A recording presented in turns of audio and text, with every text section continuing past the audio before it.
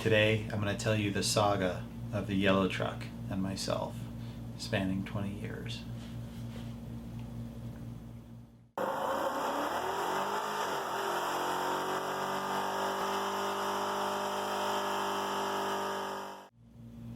Alright, so everyone when they were in high school, about the age that they started driving, there was a car that they just had to have. And when they got older and they get a little bit of money, they usually want to recreate that. And they try and buy the same type of car or a car that reminds them of that car. For me, it was a 1982 yellow C10. Well, I should say that was one of the cars. I'm a car guy, I have ADD. There was probably 50 cars like that for me in high school. But the one that I managed to actually get a hold of was a 1982 yellow C10 that I call the Dirtrix truck. Now, this particular truck I first saw at a race down in Parker, Arizona, the Parker 400 at the time. And I think it's now known as the Parker 425. And it was sitting in the pits. And I just happened to drive by and I'm like, that thing looks sharp. So I stopped and I snapped a couple of photos with it with a digital camera. Now, digital cameras in the early 2000s, late 90s, had about 256 kilobytes of memory. They took very horrible pictures compared to what we have now. So this is the picture that I took. So anyways, that's going to play along later in the story. I really wanted this truck. So I actually went and purchased a 1978 C10 that had belonged to the school, whatever.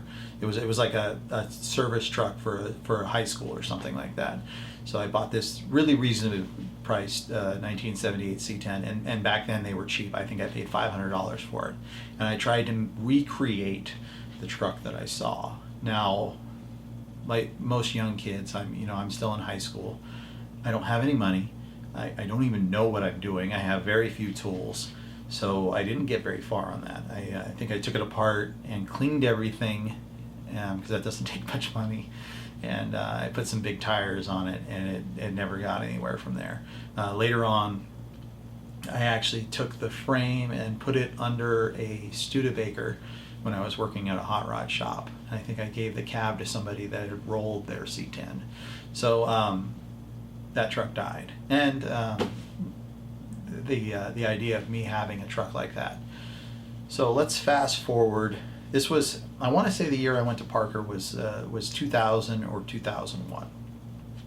But let's fast forward. So years later, I want to say about 2015, I got Chico. And Chico was a rescue, and we rehomed him. And we picked him up in Flagstaff, Arizona. And me and my wife, I should say. My wife now. At the time, she was my girlfriend.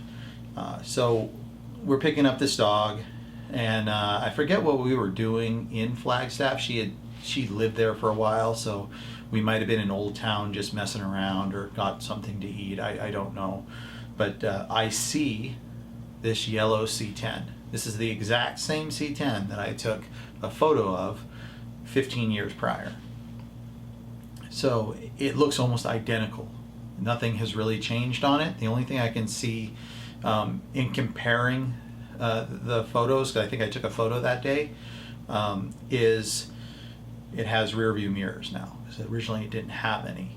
So I'm like, wow. And I tell my wife the story about this truck, and I'm like super jazzed about it.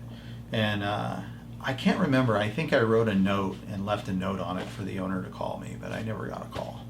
So anyways, this kind of sparked something in me, and I'm like, that was a cool truck. So after that, and I don't remember how long after that it was, I found the photo that I had taken in the early 2000s in Parker.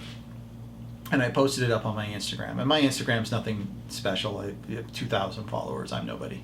But somebody actually saw that photo and they said, hey, that truck is for sale right now. And they sent me the link on Craigslist, and it was for sale in Flagstaff. So I contacted the guy, and I said, hey, it's middle of summer, I'm super busy, I won't be able to get out there for probably a couple of weeks, but I want to purchase this truck. I'm serious, I'm not a Craigslist flake. And we go back and forth on it. He says, well, it needs some work, it's had some issues. I bought the truck for my son, and he is better with air-cooled vehicles like Volkswagens. It needs some stuff fixed on it. We've done some stuff, but it's in not the best condition. I said, I don't care, I want the truck. But I can't make it out there. So I told him, I will send you a deposit, I will send you a check for the full amount, I will PayPal you, however you want to do this. I want this truck, and I don't want you to sell it to someone else. And the guy said, no problem. You come out here and we'll make a deal. And I'm like, are you sure you don't need a deposit? I will happily send one. And he said no. So fast forward, I want to say it took about 3 weeks. Summertime back then, when I was working, had my own business, was the busiest time. I want to say that when I bought it, it was probably the busiest month in the year for me. So I grab my diesel Dodge, and I throw my trailer behind it, and I drive out to Flagstaff. And I stopped at the bank, and he was asking, I want to say $5,000 for the truck. And so I get that much money plus a little bit of extra just in case I need it. I put it in my pocket, and one of those neat little envelopes the bank gives you with crisp $100 bills. So that's sitting in my pocket. I drive out there, he shows me the truck. Now the truck has an atrocious red interior, and that was factory. And it is a little rough. His son had cut up the core support for like an aluminum race radiator, which really isn't needed on a C10. You can buy gigantic radiators that were factory in those, and they look factory. They will cool anything. Had an L-Brock carb on it, which the choke wasn't really adjusted right. But I mean, it fired up and it moved under its own power. Tires were a little old. But he was asking $5,000. I said, you know what? I want it. Here's your $5,000. And he said, wait a second, hold on. He's like, $5,000 was the asking price. And I said, okay, I want this truck. I don't care that it's $5,000. And people that know me, I'm normally a very shrewd negotiator. I am one of those horrible people that lowballs on stuff and buys things for way less than they're usually for sale. But this is something I really, really wanted. So I was happy to give him the $5,000. I felt like the truck was worth it. It's a short bed C10. It's pretty hard to lose your ass on one of those things unless you really overpay. $5,000 is not overpaying. But he tells me that that's too much, and he was actually looking for a different number, and he sold it to me for the smaller number. And I can't believe this. To this day, it's not a normal seller tactic to say, hey, you're offering me too much money, or you're paying my price, and that's not the actual price. But he ended up selling it to me for less than $5,000, and I happily gave him what he wanted. I put it on my trailer, and I brought it home. Now, the truck did need some work, and I really wanted to keep it something that reminded me of that time that I first saw it. I didn't want to change it up too much, but there was stuff that needed upgrading. I ended up changing the core support for a newer one. The 89 to 91 had a nice composite headlight style core support, so I changed that since I had to change it.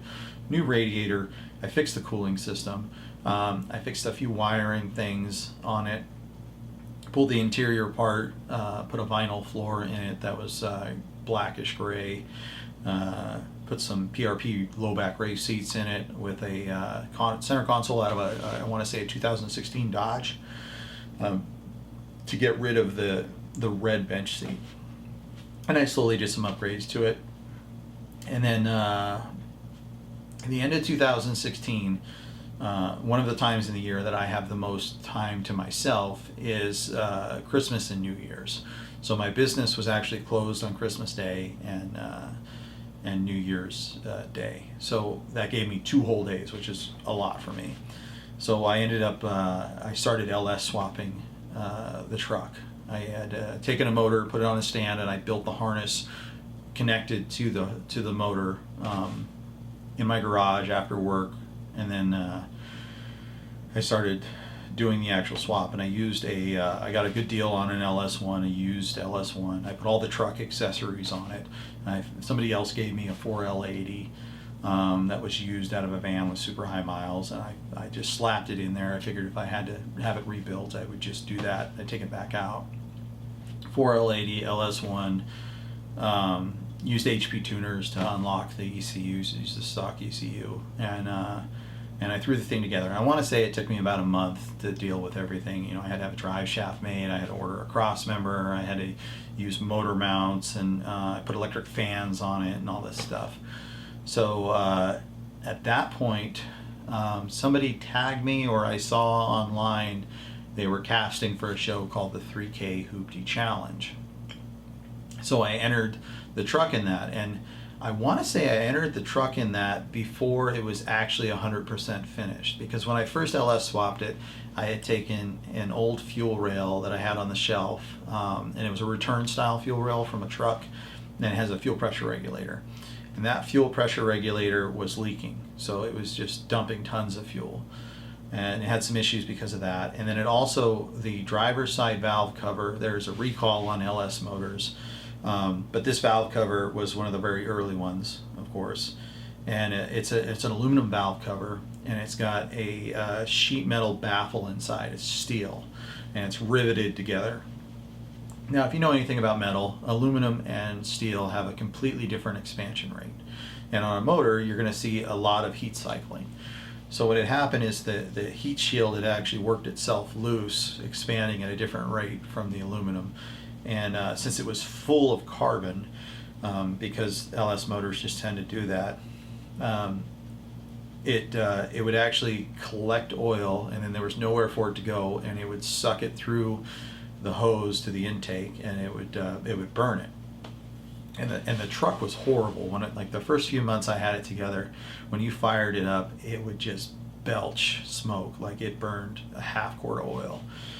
And because all that oil that was in the intake would slowly run down the intake until it was sitting right on the intake valve. You fire it up, all of it goes in the cylinder and burns all at once, and then it's fine.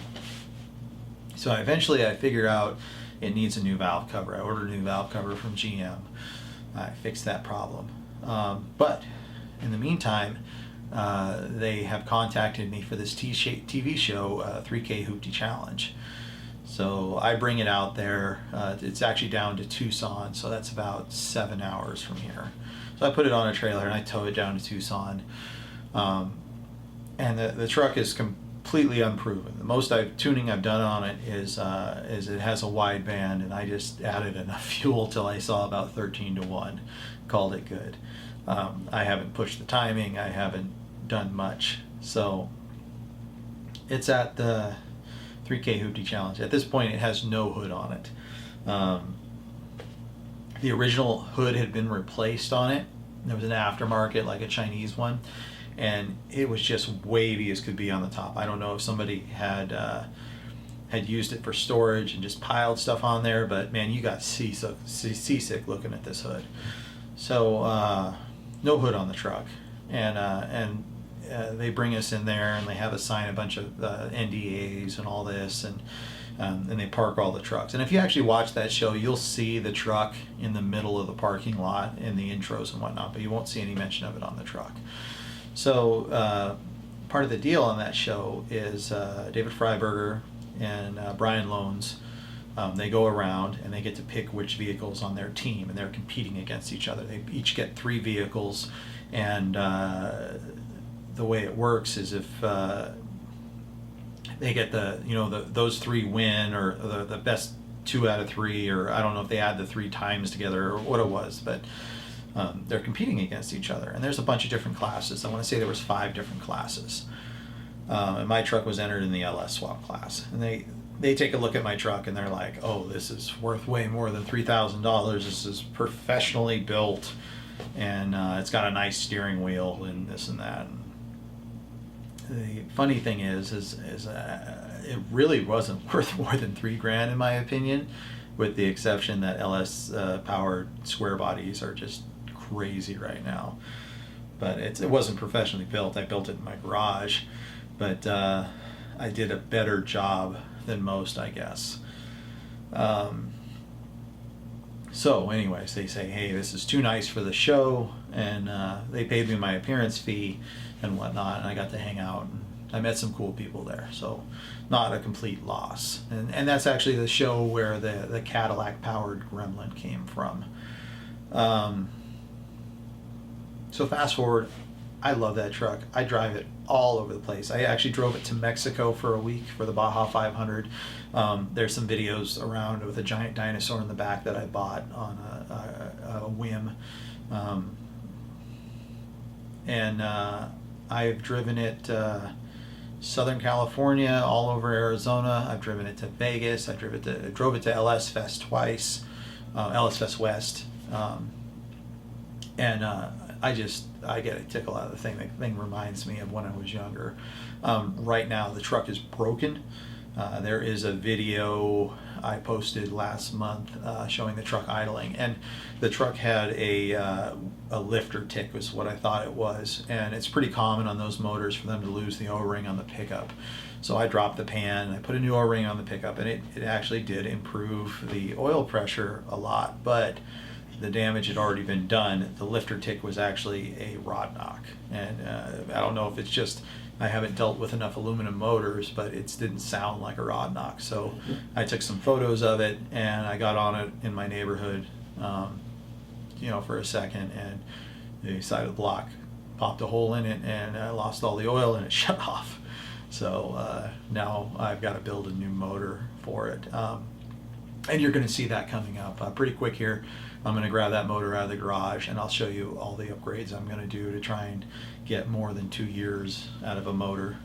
So that was the story of the yellow truck. Until next time. All right, I'm amazed that you're still watching. This is the end of the video, and if you would, please hit the like button and the subscribe button so you can see more videos like this.